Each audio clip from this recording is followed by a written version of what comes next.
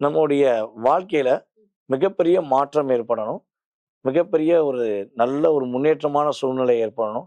இந்த போராட்டம் விலகுமா? விலகாதா? அப்படின்னு எதிர்பார்த்து காத்திருக்கின்ற நம்முடைய மேச ராசி அன்பர்களுக்கு வந்து பார்த்தீங்கன்னா, போராட்டம் விலகக்கூடிய ஒரு அற்புதமான வருடமாக இருக்கும். ஓ! Super sir. மிகப்பெரிய போராட்டத்திலிருந்து வெளியே வரப்போறாங்க. அது எந்த விஷயமா இருந்தாலும் சரி, எக்ஸாக்ட் அவங்க மனசுல எத வந்து அதிகமான போராட்டம்னு சொல்லி வச்சிருக்காங்களோ, அந்த போராட்டத்திலிருந்து இவங்க விலகி ஒரு நல்ல விதமான மாற்றத்தை சந்திக்கக்கூடிய ஒரு அற்புதமான வருடம். அதுக்கடுத்து வந்து பார்த்தீங்கன்னா, இந்த கணவன் மனைவி ஒற்றுமை விஷயங்கள்ல நெறைய தாக்கங்கள் இருக்கு. நீயா பிரச்சனை தான். நானாங்கிற நீயா பிரச்சனை. நானா?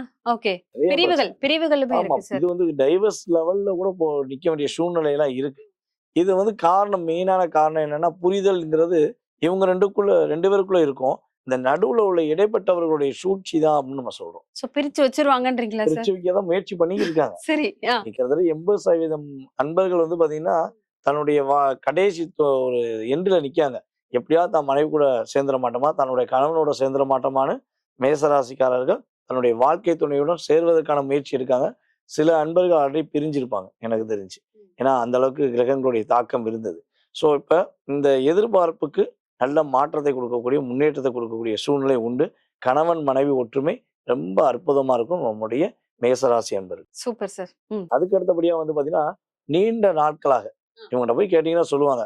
நான் ஒரு 5 வருஷமாக, 7 வருஷமாக, இல்ல ஒரு 9 மாசமாக நான் இந்த விஷயத்த செஞ்சு முடிக்கணும். செஞ்சு முடிச்சுட்டா எனக்கு நல்ல சந்தோஷம் இருக்கும். அப்படின்னு எதிர்பார்த்து காத்திருக்கின்ற செயல்பாடுகள் நிறைவேறக்கூடிய ஒரு அற்புதமான வருடம்.